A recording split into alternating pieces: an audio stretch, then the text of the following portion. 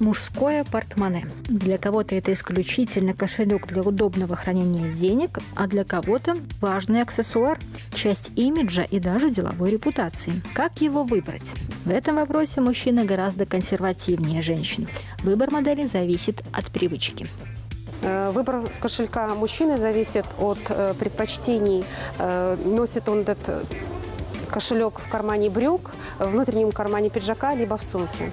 А значит, выбор падает либо на небольшую модель, рассчитанную на несколько банковских карточек и немного наличных, или же это будет довольно больших размеров портмоне со множеством отделений, где помимо денег и карточек мужчина хранит еще визитки, права и другие документы. Мужчины вообще не могут терпеть носить с собой дисконтные карты. Во-первых, мне кажется, они не запоминают, какая карта от какого магазина, им лень это читать, и максимальное, что они могут, это внести эти карты в телефон и пользоваться с помощью телефона. То есть им не нужен для этого кошелек. К монетам у большинства мужчин примерно такое же отношение. В мужском портмоне наличие монетницы не обязательно. Консервативны мужчины и в выборе цвета. По признанию продавцов, самые ходовые модели – черные и темно-коричневые.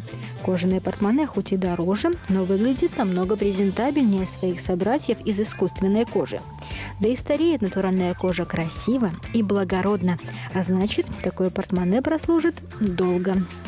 При выборе кошелька нужно обратить внимание на качество строчек, чтобы не было потертостей, каких-то заломов, чтобы, если есть кнопка, она не западала и в то же время достаточно легко открывалась. Если есть какая-то молния, то несколькими движениями проверить, чтобы молния работала.